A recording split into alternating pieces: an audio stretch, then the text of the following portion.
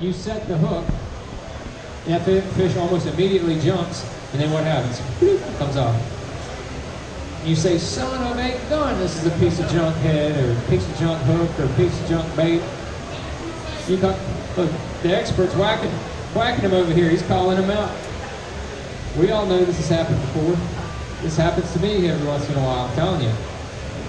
But that's the deal, man. You get that bite, reel down, let that rod load. You want to put as much pressure on that fish as possible. So when he shakes that head, you know, just buries that hook right in the side of his face.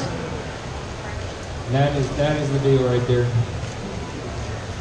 I mean, I'll tell you, I probably have a better hookup ratio with the spinning rod and drop shots than I do flipping, because of the way I set the hook and just the nature of both baits. And you'd think it would be the other way. I mean, if you do it correctly with both techniques, it's pretty good. You know, your landing ratio is pretty good with both.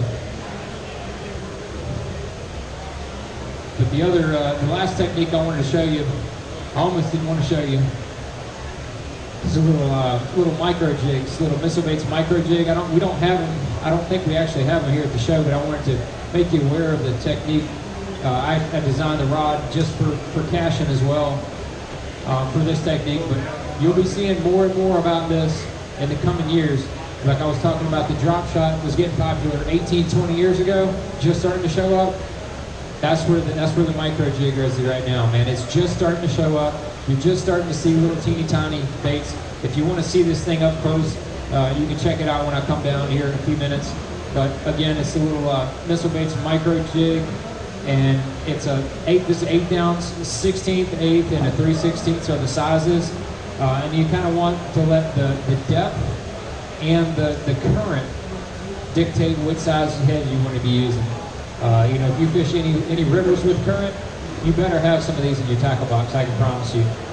Even the Rappahannock and those places where it's more of a tidal largemouth fishery, I haven't had a chance to fish these baits on those type of fisheries, but I promise you they're gonna whack it.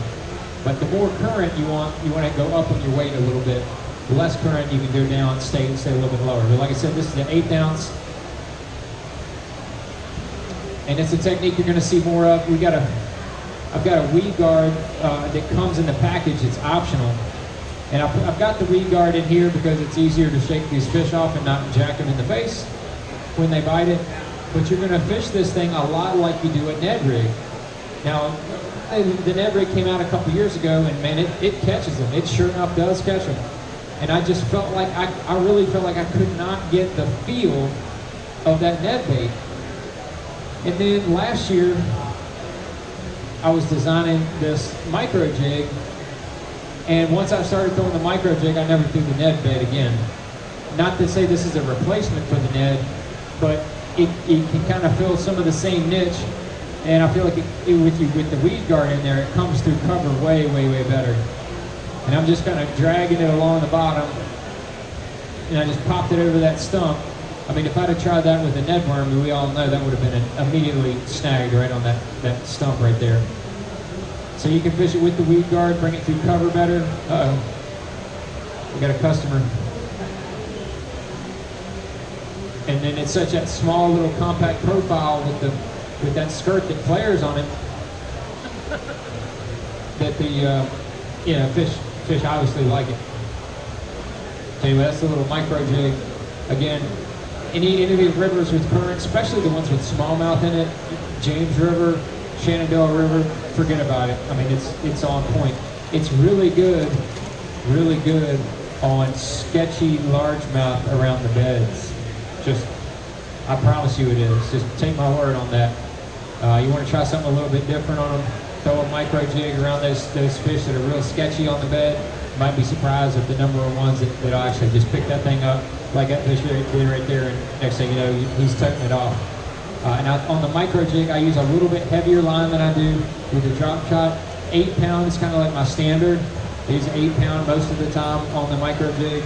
And this rod, as you can see, it's a little more powerful than a drop shot rod, because that little Gamakatsu hook, I want to lean back and get it in there. And you got to penetrate that weed guard if I put it in there.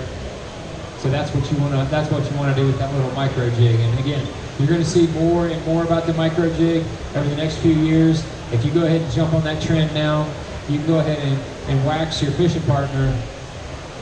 You can wax your fishing partner and have some fun with it. Anybody any questions on the micro jig? Anybody got any fishing? Oh yeah, right here. I'm sorry? It's kind of a modified ball head. It's kind of a modified ball head. We didn't want to make it a total weight forward design to where it stood up. We wanted to make it to where it scoots more on the bottom like a crawfish, as you can probably see when it's at the bottom of the tank. We wanted it to kind of scoot through, and we wanted to dissipate the weight so it would come through cover a little better. Yes, sir. Color? Color is either I feel like they want a dark color or they want a bait fish color with the micro jig. I haven't fished a micro jig years and years and years to be able to accumulate a lot of data on it to be able to give you a better answer. But I've definitely seen times where they really want that dark green pumpkin or peanut butter and jelly, and then times when they want that bait fish color. So if I was only going to get two, I'd get a natural color and then a bait fish color. The bait fish definitely is a wintertime deal for sure. But last summer, at one trip, it seemed like they wanted that bait fish color. And then most of the time I just throw green pumpkin though. Something like green pumpkin or peanut butter and jelly. That peanut butter and jelly looks so good. It makes me hungry every time I look at it. Any other? Yes, sir.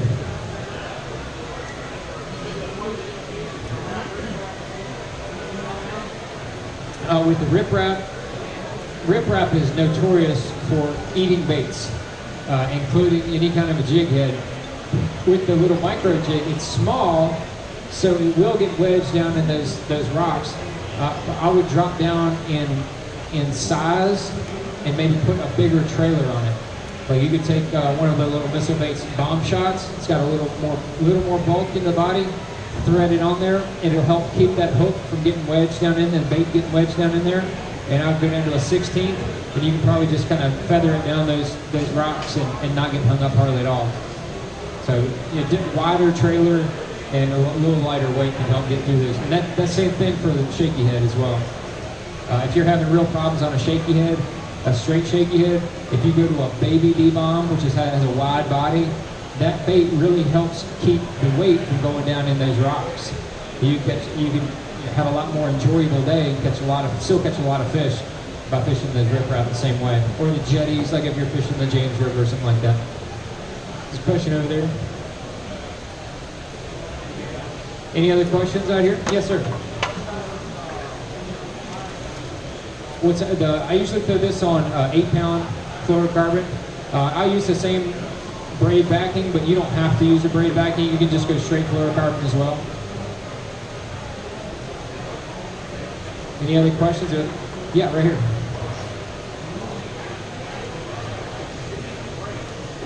I'm sorry? I usually don't do just braid on any technique to where my bait's hitting the bottom. I want fluorocarbon going down because it's much more abrasion resistant.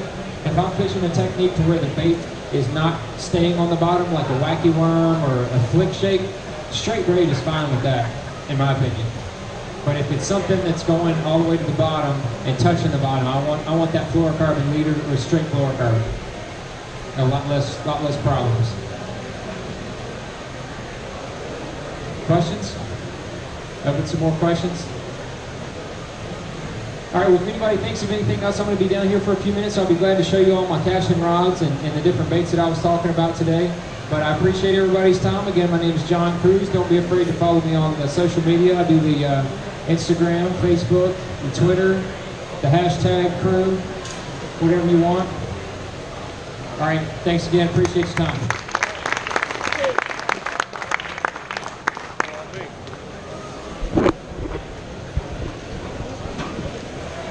We've been sitting hours. I don't know.